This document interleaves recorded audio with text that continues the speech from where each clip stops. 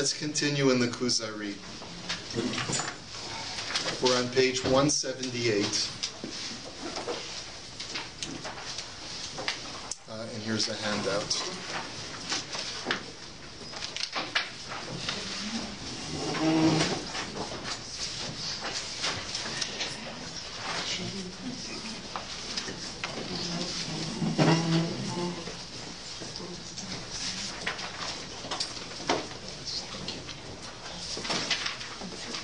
Okay, so page 178 in the Kuzari, paragraph number 4. We are continuing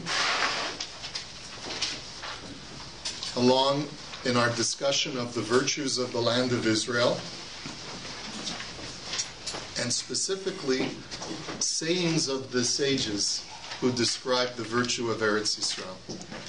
So in paragraph number 4 it says, the sages believed that Egypt had superiority over other lands, and they were able to construct a logical argument from this idea.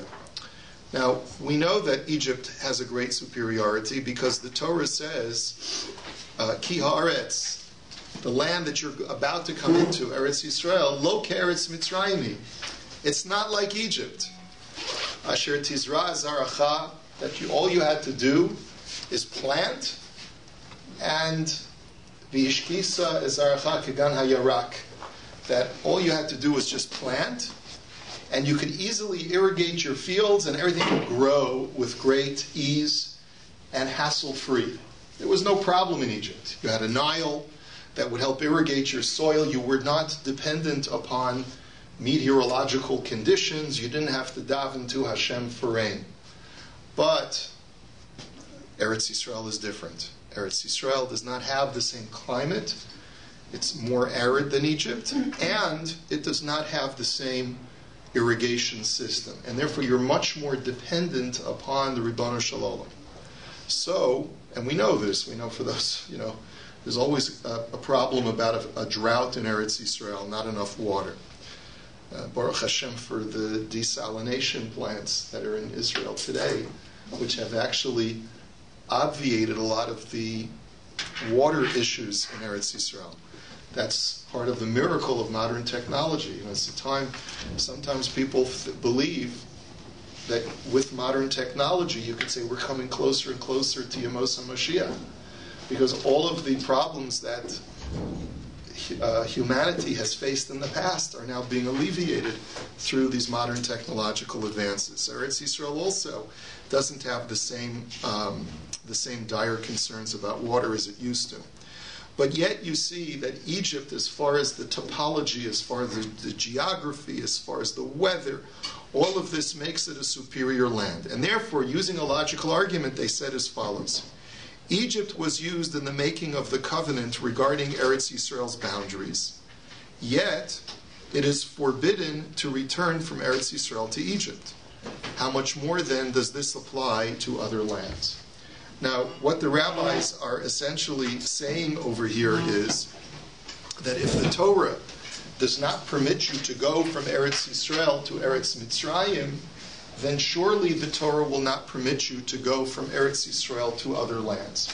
Because after all, Egypt is considered to be the greatest of all the lands that are outside of Eretz Yisrael. And if the Torah will not even allow you, will not even give you a heter, so to speak, to go from Eretz Yisrael to Mitzrayim, then surely the Torah will not give you a heter to go from Eretz Yisrael to other lands. Now, it's important to underscore that Rabbi Yehuda Halevi is understanding this statement of the rabbis in a unique way. Not all the rabbis understand the pasuk in the same way that Rabbi Yehuda Halevi understands it. So I just want to spend a couple of minutes just understanding the way he's understanding the Medrash and the way that he understands the pasuk. The Torah says that it's not permitted to go back to Egypt. And where do we know this from? So you have in I just gave out a little handout just with two sources. The Torah says, Rak lo yar belo susim, in Parsha Shoftim, in the book of Devarim, the Torah says that a king is not allowed to amass too many horses. Velo yashiv esa'am mitzrayma lema'an harbosus. nor is he allowed to return his people to Egypt in order to amass an army of horses. V'Hashem amar lachem, and after all, Hashem has told you, lo sosifun lashuv baderech hazeh od. You shall never go back on that pathway ever again to go back to Egypt. That's the source for us knowing that it's prohibited for a Jew to return to Egypt. Now, this is problematic based on what our knowledge of Jewish history. Where did the Rambam live for most of his life? In Egypt. In Egypt. Where did great rabbis, Rav Ovadia Yosef, lived for the earlier part of his life in Egypt? A number of great rabbis throughout Jewish history lived in Egypt. What heter? There was a great Jewish community in Alexandria. There was a great Jewish community in Cairo. What heter? On what basis was it permissible for these great communities to reside in Egypt? So there's a lot of discussion about this. And the way that the Rambam and others seem to understand it is that there's only a prohibition of leaving Eretz Yisrael in order to go specifically to Egypt. There's a special prohibition of taking the same route, a direct route from Egypt, just like the Jews traveled from Egypt to Eretz Yisrael. It is forbidden for a Jew to reverse that route. But that's not, there's so many different ways of understanding it. If you look at the Pasuk, it seems that the Torah is trying to discourage you from going back to Egypt because it'll corrupt you. That's really the way that some of the Meforshim understand it. If you take a look, for example, at the Malbim, that he says, "V'chazal b'sifri pirshu k'moshe tirgum Yonasan ben Uziel," that our sages understand this pasuk the way that Targum Yonasan understands it. Lo yiskun le susvan, that a king should not amass too many horses. Dilma yirkavun rav revane alehon, because we're worried that he'll take all of his officers, he'll give each one a horse. Everyone will have his own horse, and would live in the lap of luxury, so to speak, because everyone's got their own horse. V'yisgaun, and they'll become arrogant. V'yisbatlu mipisgame oraisa, and they will therefore no longer practice the laws of the Torah faithfully because of their arrogance. It's almost like saying that if everyone has his own car, look how destructive this could become. Everyone has their own mode of transportation.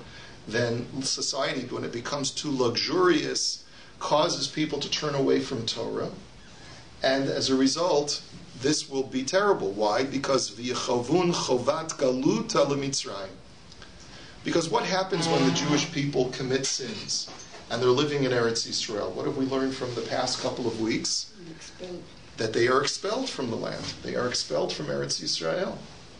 And so what's going to happen? They're going to have to be forced back to go to places like Egypt. So therefore, what the Pasuk is telling us is, V'lo yashivet ha'am Mitzrayima, and we'll see in the Malbim, the king, by amassing too many horses, will be responsible for forcing the nation to have to be expelled from Eretz Yisrael to go to other lands like Egypt.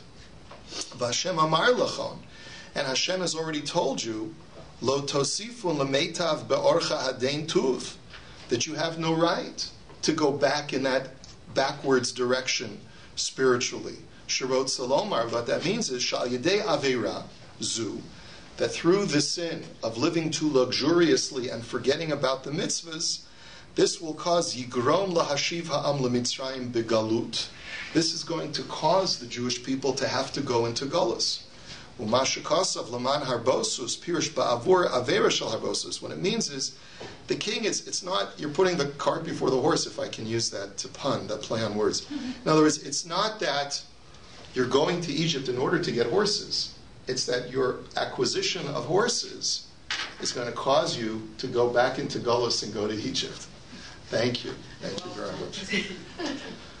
Umasha Kasav, and what the pasuk therefore says when it says Vashem Amar Lachem Perush V'Hadvarim Kal V'Chomer, that the last part of the pasuk which says Hashem has told you, do not go back on that pathway ever again, you can make the following logical argument: Halo El Mitzrayim Amar Hashem, that when it comes to Egypt, God told you Shelo Tosifun Lashuv Baderech Hazeh, that Hashem said, I promise you'll never have to go back to Egypt.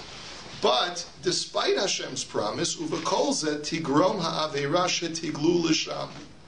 But even despite that promise that Hashem made, I took you out of Egypt and you're never going back, but that's a conditional promise. Thank you so much. It's a conditional promise. It's not absolute. It's not an absolute guarantee that you're never going back to Egypt. You'll never have to go back to Egypt if you behave yourselves in Eretz Yisrael. And yet you see that sin can cause you to go back to Egypt. The kol sheken shetiglu al yedei zeh lishar aratzot she'in berit keruta.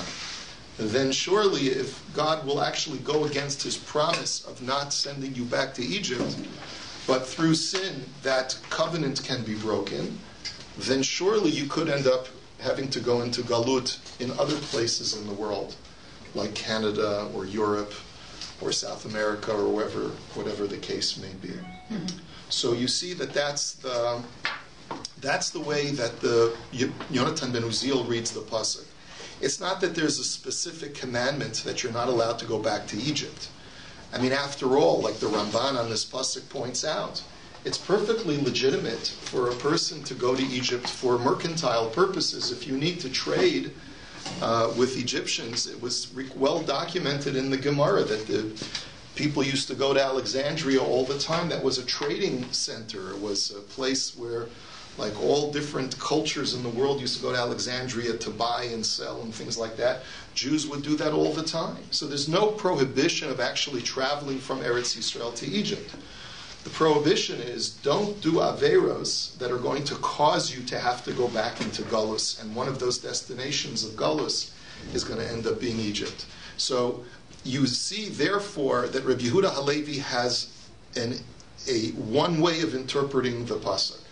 But he's making a point. His point is that despite the fact that Egypt is a prime piece of real estate, and if there was one place that you would want to go to outside of Israel, it would be Egypt because of the great climate and the great topology of Egypt, nevertheless, it's forbidden to return from Eretz Yisrael to Egypt. How much more so is it forbidden to go from Eretz Yisrael to other lands? That's the point he's making. Once you live in Eretz Yisrael, you're never allowed to leave. And there are poskim who hold of this. That's why they say, and no one knows for sure whether this is accurate or not, but they say that the reason why the Lubavitcher Rebbe of blessed memory never visited Eretz Yisrael was out of a concern that he might be obligated to never leave once you go. Now we, of course, don't go according to this psak. We regularly visit Eretz Yisrael, and we regularly leave Eretz Yisrael after visiting. But it's important to understand that there's certainly the value that needs to be absorbed. How can you leave Eretz Yisrael? How can you leave?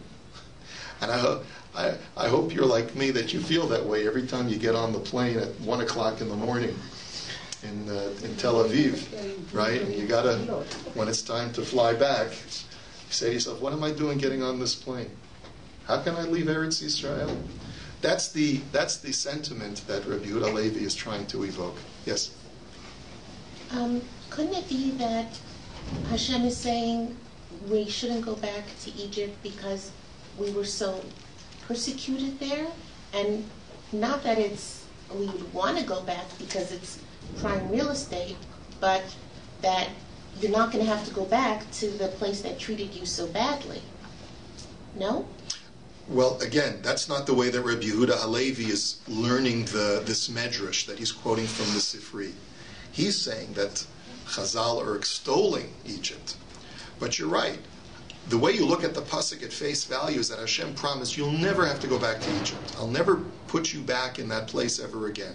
So how could you voluntarily want to go to Egypt to get horses?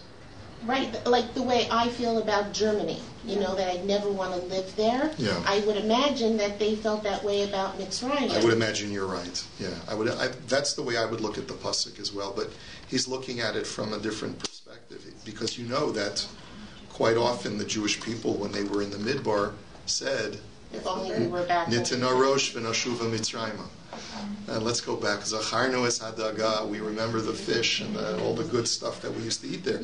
So you see that the Jews had nostalgia, despite the fact that they were slaves. They were nostalgic about living in Egypt, the good old days in our homeland, But if you do think of it that way, that they wouldn't want to go back to Egypt because it was so bad, then that Kal V'chomer doesn't really apply. You're right. You're right. I agree. I'm just saying that you have to read it in a certain. You have to read the Medrash in a certain way in order to learn the pasuk the way Rabbi Yehuda Halevi is learning the pasuk. Correct. There are many times when Rabbi Yehuda Halevi has a unique way of looking at a Medrash or a pasuk to be able to advance his position, and this is one of those examples. Okay. Anyone else? Yes. I wanted to tell you, when you leave Israel nowadays, I think we leave it physically, not emotionally. When you go on the plane, Yeah. You never leave Israel. I know yourself, I know myself. I never leave it emotionally. I'm always Israel is in my heart and my thought. So. Are you trying to justify leaving Israel? Because when we came to Canada almost 34 years ago, people asked why you came here. It was a very nasty question. It was like when we came here, we were considered like they call it neforet shel mushot. I don't know, like the dirt of the earth. No, that's not nice. Well, of course, that's not nice. And nobody has to judge. And in Israel, Right. they thought that we traded. They told a story about my husband that he took money from the air industry where he worked, and we heard another rumor that he ran with a young woman, and I was chasing him with the 3 young kids. Yeah, nothing else. We had few rumors. But I'm glad the rumors were only rumors. Was Okay. it Yehuda Halevi who said, "Livi b'mizrach v'ani b'sofa ma'arav"? Yes, that's So that's him. exactly what you just said. Yes, Yeah. yes. But at the end of his life, what did he do? He wasn't content just having his heart in Eretz Yisrael. He felt he needed to actually physically be there. Yes. Isn't there also a tradition that if somebody dies in Israel, they're really not supposed to be buried in their original country? They're supposed to be buried in Israel? Yes, we're going to get to burial now in the next paragraph. Yes, that's true. So here's the next part in paragraph number 5. They also said, anyone who is buried in Eretz Yisrael is regarded as if he is buried under the altar of the temple. Now, what does that mean? As if you're buried under the altar of the temple. So, as I quote from the Otzar Nechmad commentary, he says, this means that the earth of Eretz Yisrael is able to atone for the deceased, just as the altar in the temple was able to atone through the karbanos that were brought upon it. So there's a certain atoning feature of the soil of Eretz Yisrael. Now we know that when a person's body decomposes in the grave, that in a sense, that decomposition expiates sin, that actually atones for sin that the person may have committed with his or her body during their lifetime. But Eretz Yisrael has that additional feature, that again, there's an inherent kedusha for Rabbi Yehuda Halevi in the soil itself of Eretz Yisrael, so that it has an additional factor that makes it almost like being brought out as a korban on a mizbeach when you're buried in Eretz Yisrael, that's a very, very powerful thing. By the way, you know what Beethoven is doing right now? He's decomposing. But anyway, okay. That's an alternate. Yeah. More of an aside question. Is there something about taking the earth from a beloved's grave and putting it in your grave? Is there anything about that? I'm not familiar with that practice. Okay. I don't even know if it's a practice, but I don't know. There is a custom of taking earth from Eretz Yisrael and placing it in the place where the person is buried. Yeah. What does the O-N mean after that? Otzar Nechmad. There are 2 primary commentaries that I've relied on in my translation of the text. They are Otzar Nechmad, which is Rabbi Yisrael Zamushitz, and the Kol Yehuda, which is Rabbi Yehuda Moscato. The Otzar Nechmad is from the 18th century, and the Kol Yehuda is from the 16th century. Interestingly enough, the Otzar Nechmad had a very, very famous disciple. He had a very, very famous disciple by the name of Moses Mendelssohn that was a student of Rabbi Yisrael Zamushitz. And perhaps one of the reasons why is because in order to really understand the Kuzari properly and to write a an apt commentary to it, you needed to understand. You need to be extremely worldly. You needed to know Aristotelian philosophy. You needed to know Neoplatonic philosophy. You needed to know mathematics. You needed to be a really well-trained person in many, many disciplines and areas of knowledge. And it could be that Rabbi Yisrael passed this on to some of his students who, during this time in the mid to late 18th century, where there was this haskalah, this enlightenment, so to speak, in the secular world, which is now becoming more accepting of Jews, this may have caused, the opportunities for some students to go away from tradition to one degree or another. Okay, that's an aside. Okay, so the rabbis praise someone who dies in Eretz Yisrael in contrast to a person who was transported there after death.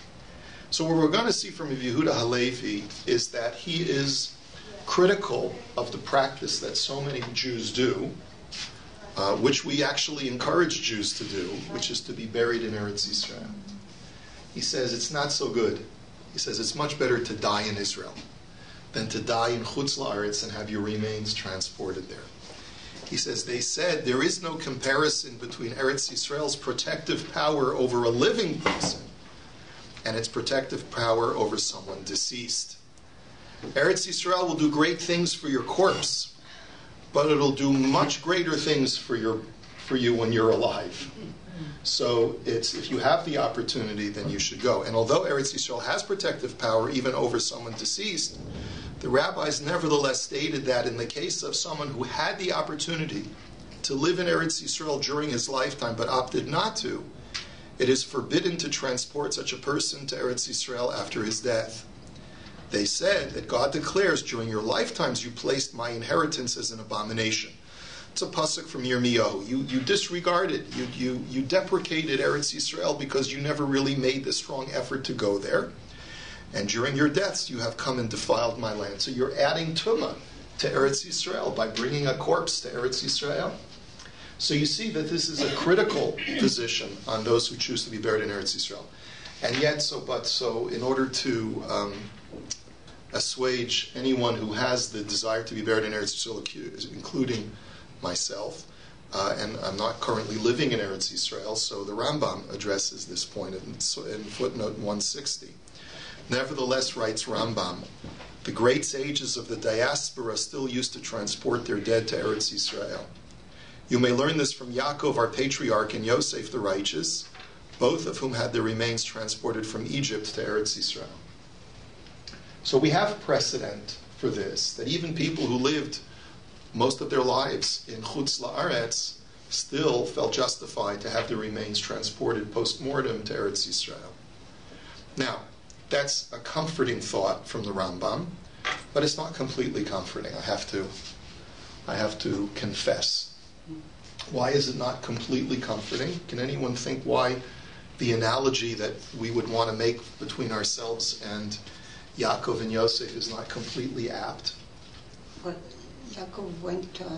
He went to be with his son and his children. Mm-hmm. Yosef was taken there, so that wasn't his.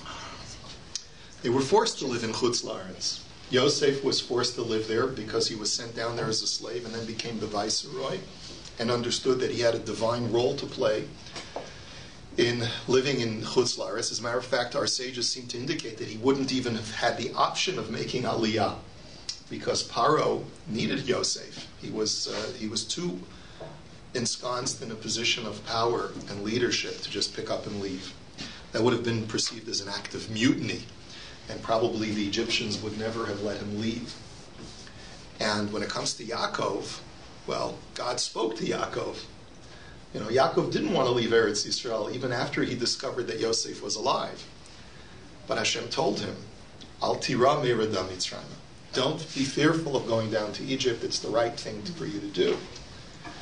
So if you've heard a divine voice recently telling you, it's okay, stay where you are.